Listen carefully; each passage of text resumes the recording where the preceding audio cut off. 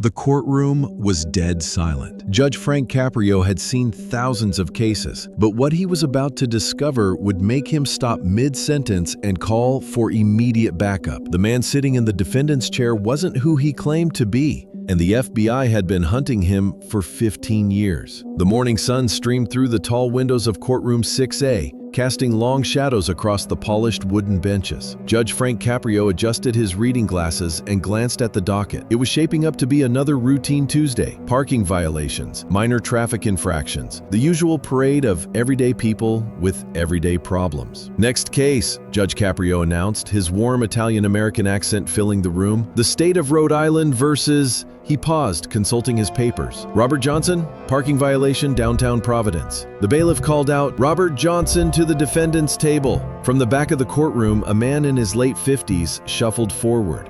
Average height, graying hair, wearing a worn brown jacket that had seen better days. Nothing remarkable about him, just another citizen dealing with the mundane realities of urban life. He moved slowly, methodically, like someone who had learned patience the hard way. But Judge Caprio, with 30 years of reading people from the bench, noticed something immediately. The man's eyes. They weren't the tired, slightly annoyed eyes of someone dealing with a parking ticket. They were alert, scanning, calculating.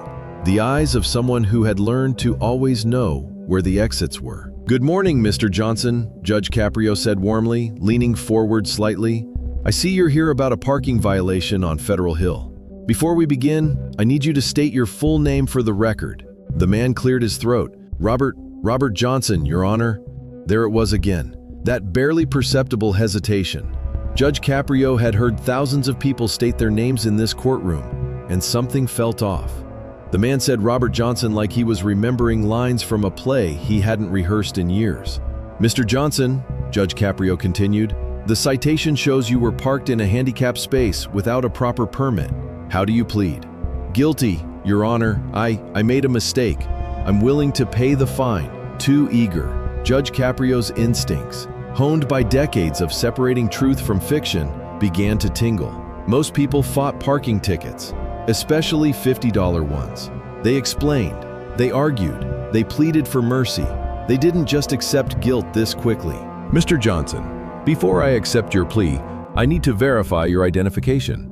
Officer Martinez, please run a standard background check." The defendant's face remained impassive, but Judge Caprio caught something, a slight tightening around the eyes, an almost imperceptible shift in posture. If he hadn't been watching carefully, he would have missed it entirely. Officer Martinez approached the defendant's table with a portable fingerprint scanner, standard procedure for verification in municipal court. "Please place your right index finger on the scanner, sir." "Is that really necessary for a parking ticket?"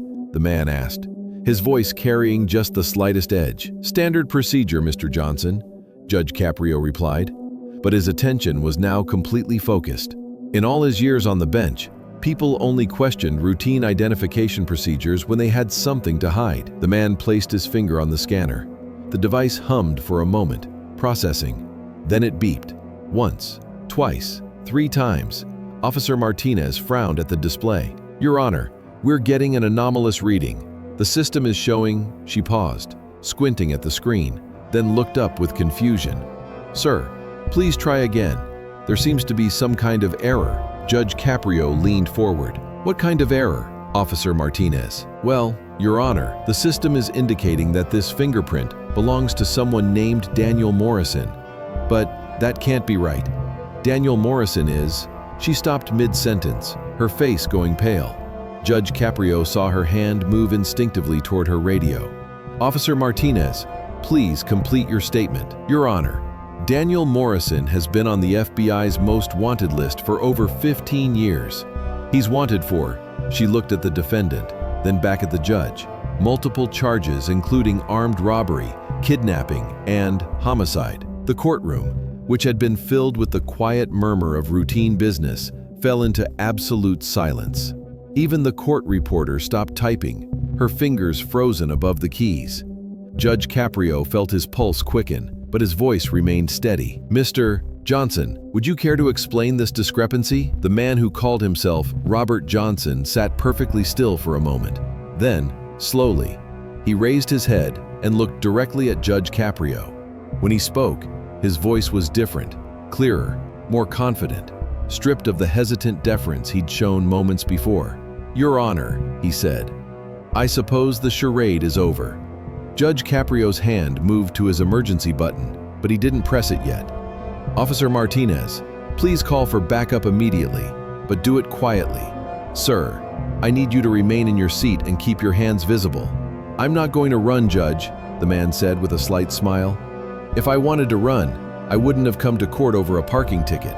"Then why did you come?" Judge Caprio asked, genuinely curious despite the dangerous situation unfolding in his courtroom. Daniel Morrison, for that's clearly who he was, looked around the courtroom, taking in the American flag, the state seal, the portraits of previous judges. "Because I'm tired, Your Honor. 15 years is a long time to live as someone else. A very long time." The courtroom doors opened quietly as additional security personnel entered, but Morrison didn't turn around.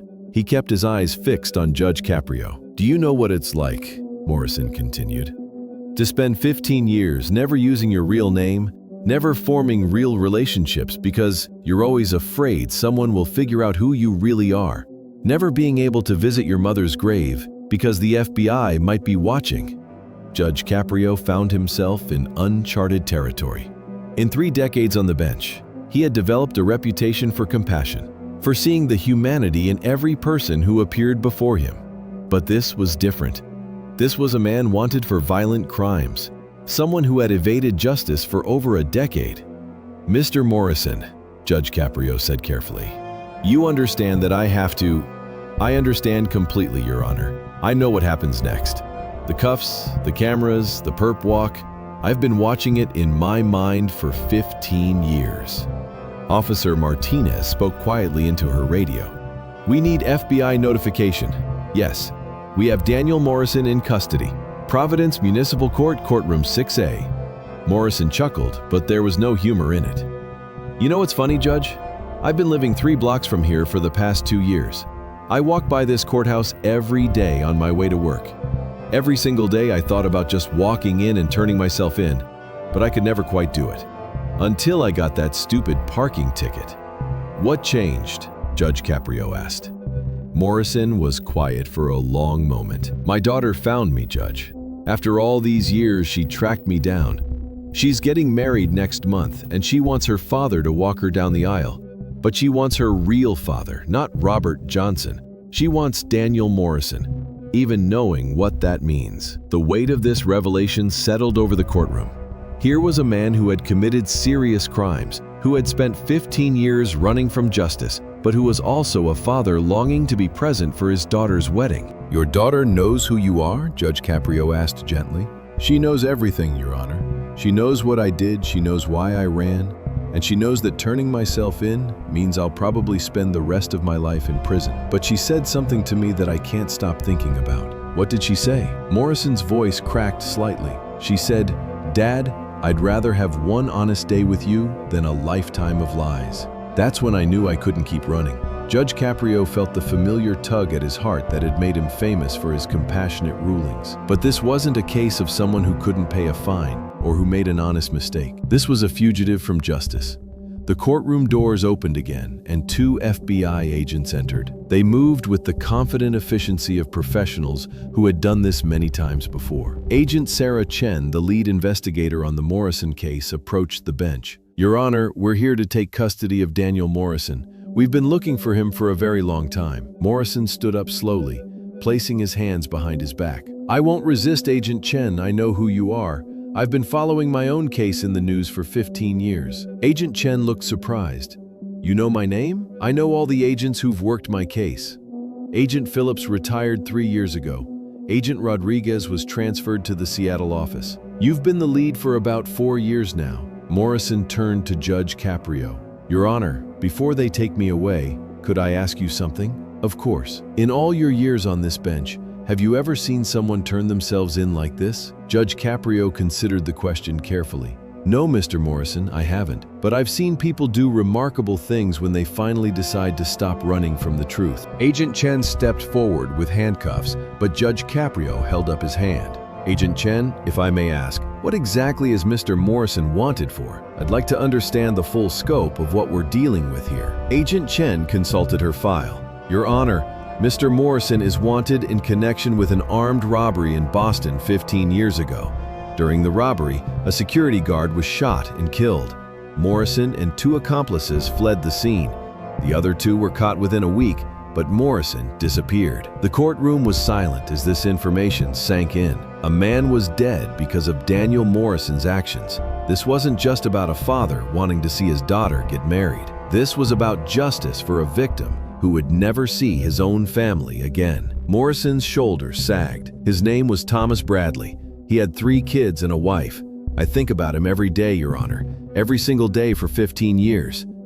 If you think about him every day, Judge Caprio said, why didn't you turn yourself in sooner?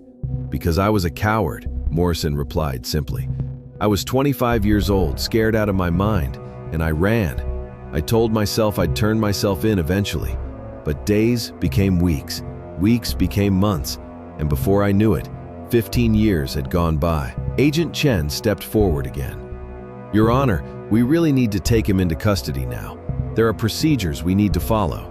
But Judge Caprio wasn't finished. Mr. Morrison, you said your daughter wants you to walk her down the aisle. When is the wedding?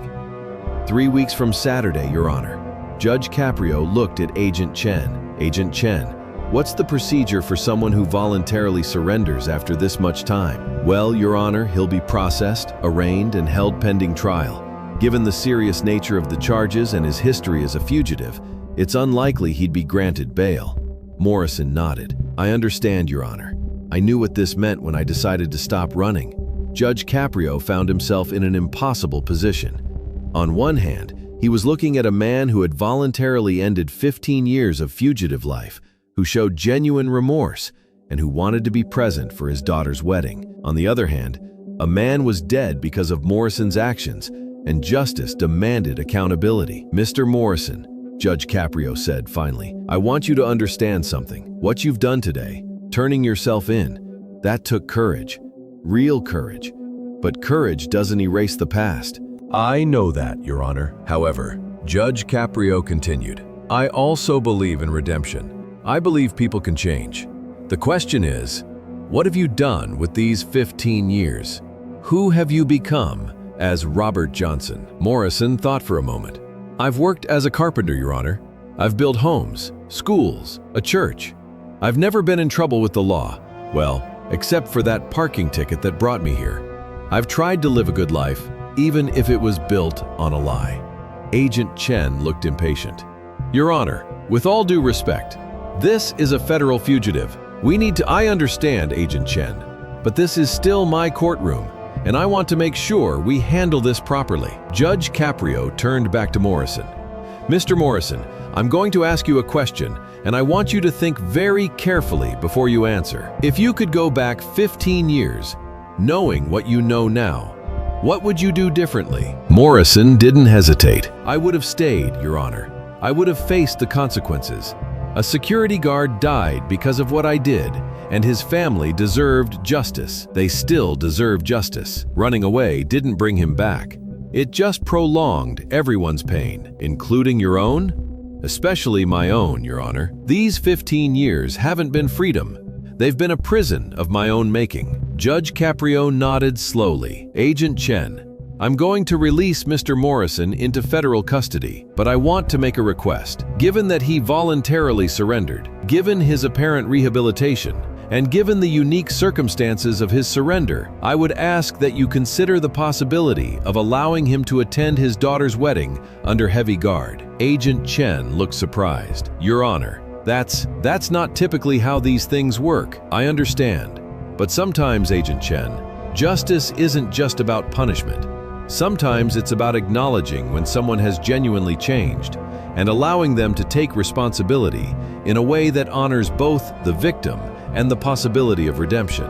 Morrison looked up with something like hope in his eyes for the first time since his identity had been revealed. I can't make any promises, Agent Chen said, but I'll pass along your recommendation to my superiors. Judge Caprio stood up. Mr. Morrison, you're remanded to federal custody. But before you go, I want to say something to you And to everyone in this courtroom today, the room was completely silent. Mr. Morrison, what you did 15 years ago was wrong. A man died, and no amount of time or remorse can change that. But what you did today was right. It took courage to walk into this courtroom, knowing it might be the last free day of your life. That courage doesn't erase your crime, but it says something important about who you've become. Morrison nodded, tears in his eyes. To everyone else here today, Judge Caprio continued, let this be a reminder that justice isn't just about punishment. It's about truth, accountability, and the possibility that people can change. Mr. Morrison ran from justice for 15 years, but ultimately, he ran back to it. That means something. Agent Chen stepped forward with the handcuffs. Daniel Morrison, you're under arrest for the murder of Thomas Bradley and armed robbery in the first degree. You have the right to remain silent. As the Miranda rights were read, Morrison looked back at Judge Caprio. Thank you, Your Honor, for treating me like a human being, even after learning who I really am. Mr. Morrison, Judge Caprio replied, in my courtroom,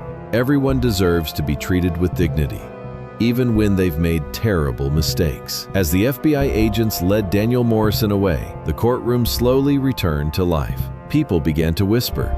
Court personnel shuffled papers, and the business of justice continued. But Judge Caprio remained seated, thinking about the extraordinary morning he had just experienced. Later, he would learn that Daniel Morrison's case became a landmark example of voluntary surrender after extended fugitive status. Morrison ultimately pleaded guilty to all charges and was sentenced to 25 years in prison. But due in part to Judge Caprio's recommendation and Morrison's voluntary surrender, he was allowed to attend his daughter's wedding under guard, walking her down the aisle in shackles that were hidden by his suit jacket. At the sentencing hearing, Morrison read a statement to Thomas Bradley's family, apologizing for the pain he had caused and for the 15 years they had waited for justice. Bradley's widow, now in her 70s, stood up and said something that stunned everyone in the courtroom. I forgive you, Mr. Morrison, not because what you did was okay, but because carrying hatred for 15 years has been its own kind of prison. Today, we're both finally free. Judge Caprio later said it was one of the most powerful moments of his entire career, a reminder that justice at its best has the power not just to punish, but to heal. The case of Robert Johnson, who was really Daniel Morrison, became known as the parking ticket fugitive case. It was studied in law schools as an example of how routine procedures can sometimes uncover extraordinary circumstances, and how compassion and justice can coexist even in the most difficult situations. For Judge Frank Caprio, it was simply another Tuesday morning that reminded him why he had devoted his life to the law. Because in the courtroom, truth has a way of emerging, even when it's been buried for 15 years under a false name and a parking violation. And sometimes, just sometimes, that truth can set everyone free.